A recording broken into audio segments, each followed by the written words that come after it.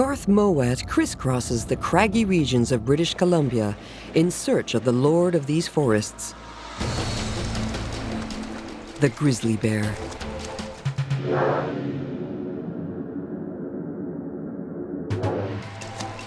This passionate biologist is interested in this powerful, lonely, wild animal that has always been an enigma to biologists. I like the fact that it's hard to catch a grizzly. It makes calculations and stuff. It maneuvers. You need to know their habits and behavior. But I also like the fact that you can release them afterwards. Garth Mowat's mission is to unravel the mystery of the grizzlies.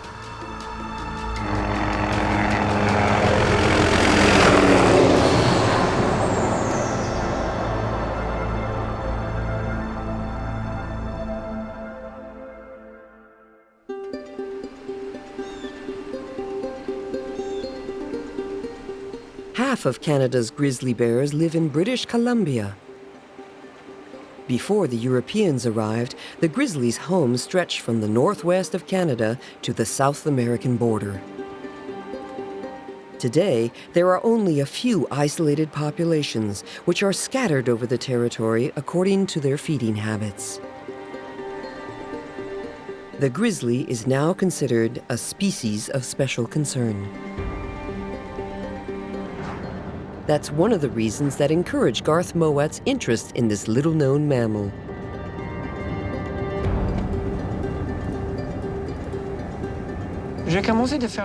I began to research grizzlies in 1996, and most of my work consisted in making inventories for managers who wanted to know how many bears were in this park or that hunting ground. I did that all over British Columbia and Alberta. That was the start of my grizzly research.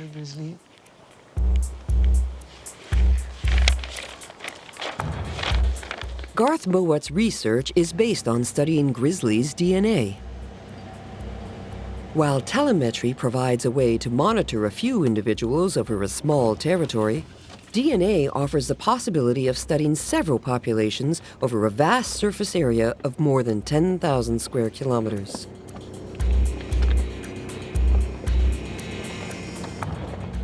Garth is en route towards the Flathead Valley Base Camp to join researcher Bruce McClellan. For around 30 years, Bruce has been studying a small population of grizzlies which lives mainly in the mountains. Garth takes advantage of the long journey to spot telltale signs of the presence of bears.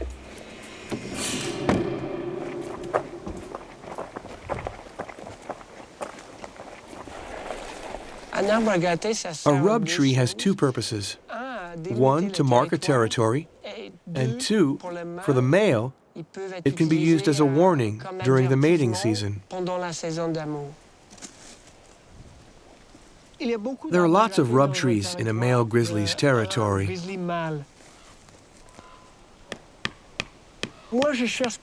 I'm looking for trees that are used year after year. We want no more than one tree per kilometer, because when they're too close together, it's often the same grizzly rubbing the trees.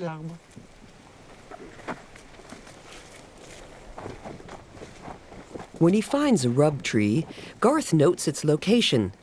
Then he wraps the tree in barbed wire. When the bear returns to scratch, hairs from its thick fur coat will snag on it without harming the animal.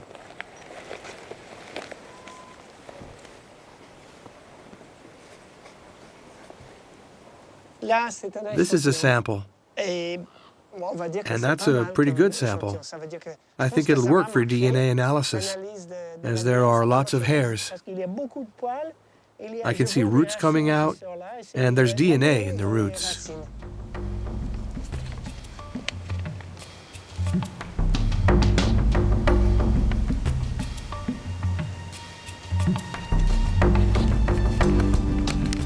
If you gather lots of hair, it's like you're grabbing lots of individuals and making an inventory.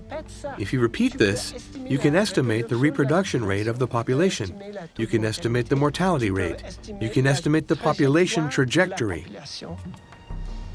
But some years, you have to repeat the inventory, and that's what I do.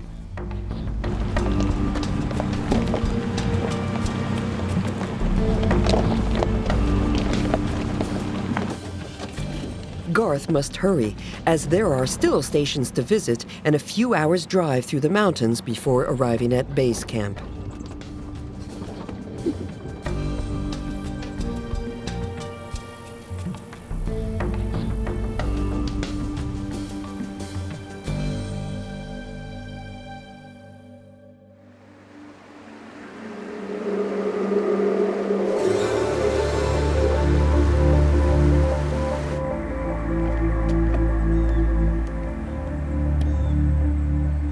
Bruce McClellan is conducting a study in the Flathead Valley region on a population of grizzly bears made up of some 80 individuals. As soon as the light goes down. The study area covers 500 square kilometers. A dozen females are currently equipped with radio collars, but the researcher would need around 20 under observation.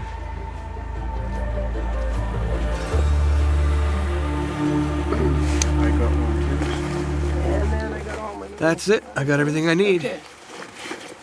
Most of my research is on species and issues that we consider to be provincially significant and challenging. And the main thing we try to find out is what are the factors that limit their numbers?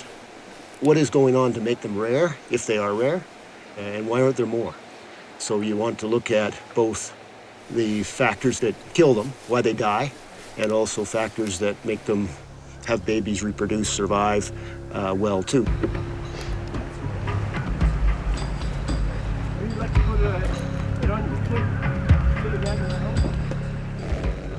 The objective of the mission is to fit radio collars to 5 young females which have not yet had any young. It's an ambitious objective in just 3 days.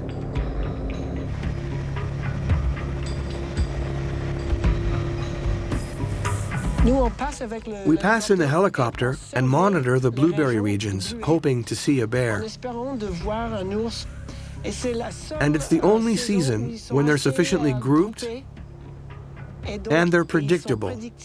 In other words, we know they'll be in a certain habitat.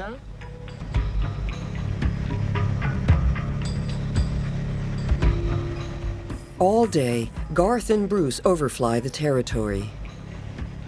No trace of grizzlies.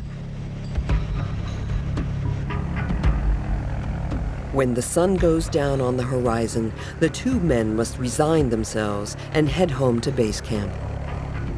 They only have 2 days left in which to mark the 5 females.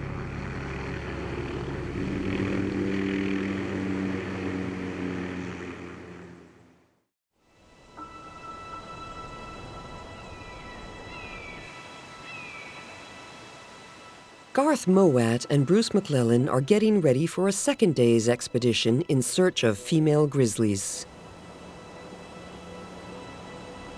The Flathead Valley region is an important habitat for grizzlies because it is the link between several populations in British Columbia, Alberta, and the United States.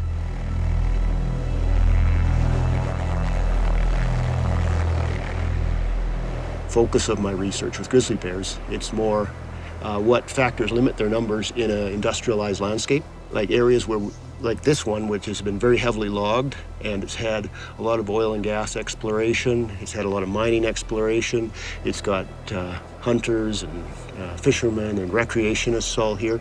So, what are the major factors that cause the populations to go up and down?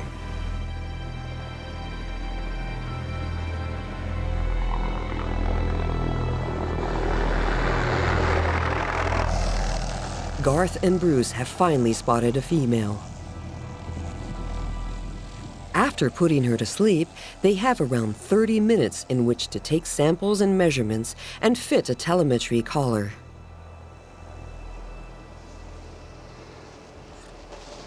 So this is probably a 3 or 4-year-old female. So she hasn't had cubs yet, she's not full grown. But this is the perfect bear, what we're interested in.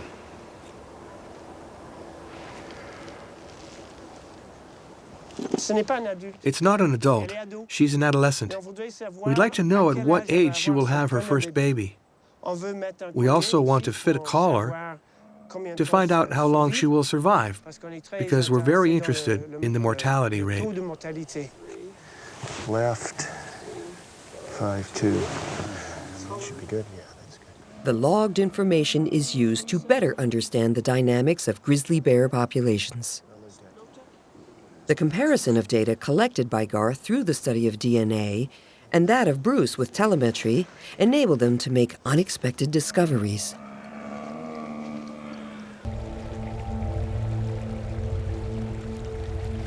It's amazing the difference in the bears.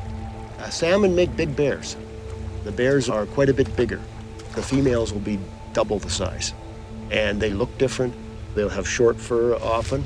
And the mountain bears are smaller. But you know, the mountain bears eating huckleberries get fatter.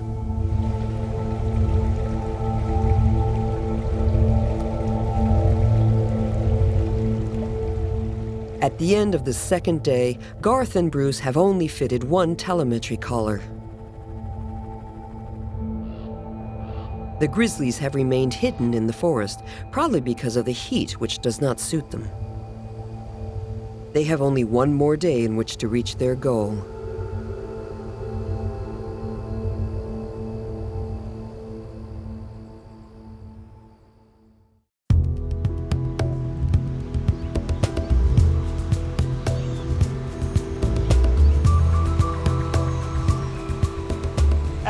After spending 6 weeks in my office, the best thing is just to get out and work on the ground for any reason at all.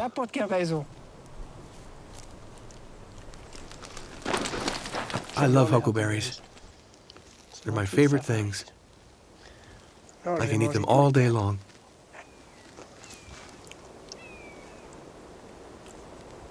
It looks like a bear has only just passed by. He was a glutton. He ate everything.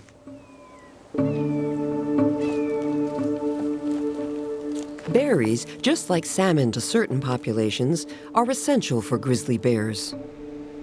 This is what allows them to store the fat needed to survive the winter. Unfortunately, where you find fruit and salmon, you also find humans, which can lead to other problems.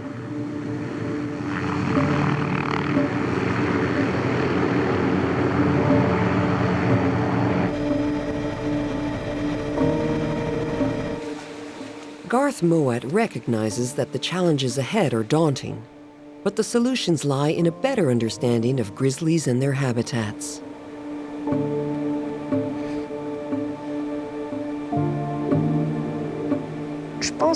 I think that the thing that will be more difficult to manage for grizzlies in the future is human habitation.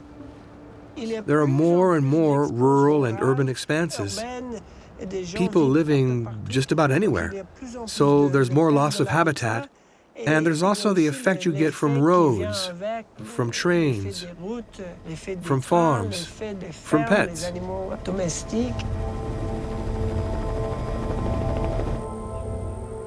Certain communities are more likely than others to receive a visit from grizzly bears.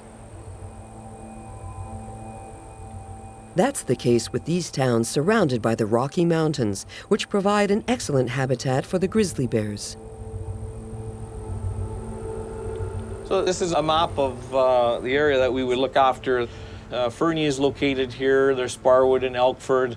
Of course, with the grizzly bears, there's a lot of interaction here. So we have hunters, we have hikers, we have huckleberry pickers, we have a lot of people that are utilizing that wilderness that are interacting with those grizzly bears. Wildlife conservation agent Joe Caravetta is working with Garth Mowat. It's his job to protect natural resources while ensuring the safety of those who use the territory. He's the one they call should a grizzly bear attack anyone. What we have here is just a demonstration of the difference between a black bear skull and a grizzly bear skull. So this one here that I'm holding up here, this is a black bear. And this would be an average-sized grizzly bear, not an overly big grizzly bear, but an average-sized grizzly bear. But this is a pretty good-sized black bear. We use these sometimes for identifying attacks on people. So when they bite into a person like that, we take those measurements off of a person. Hopefully they're not dead, but sometimes people do die from grizzly bear attacks. And we'll use those measurements to help us assist in identifying which grizzly bear had actually attacked that person, or if it was a black bear, because you can see the difference between the teeth.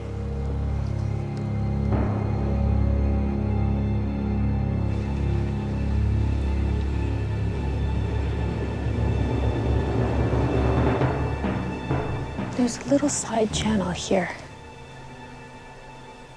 And they may be on the dogwood berries, or they might actually be on the fish in the side channel.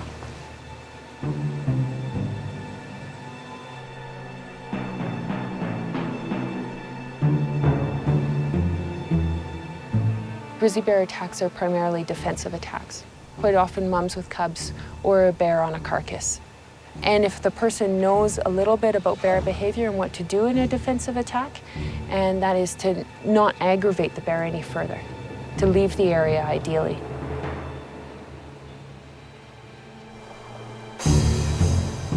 We should back up a little bit.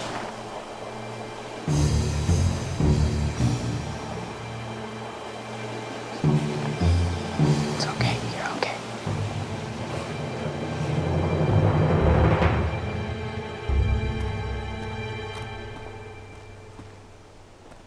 For several years, Gillian Sanders was a guide to grizzly observation in the wild. She is now coordinator of a program to raise awareness of the need to protect and respect grizzly bears. This leads her to work closely with Garth Mowat.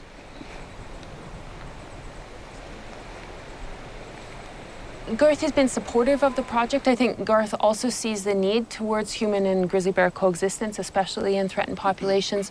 For my project, I've been able to have the partnership between local biologists, the Conservation Officer Service of BC,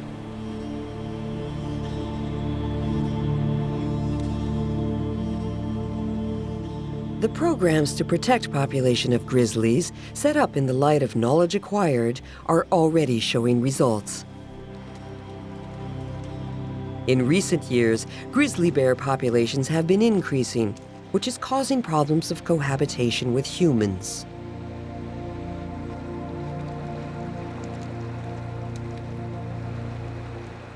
Now the new challenge is to manage to live with our success. We've been successful with conservation. The population is increasing, and now there are grizzlies coming into town. We'll have to learn to cohabit with this species. It's not a matter of hunting, it's a matter of cohabitation with certain species.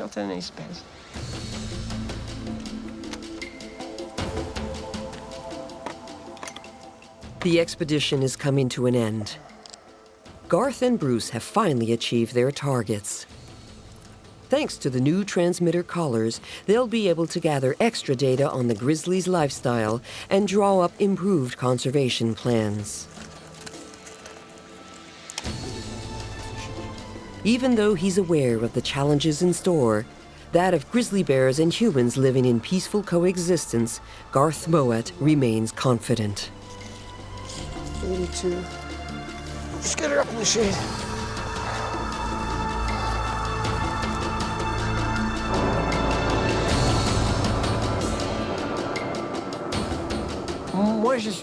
I'm optimistic about what's coming for my children and for the animals too, when I look at just the case of the grizzlies over the last 20 years.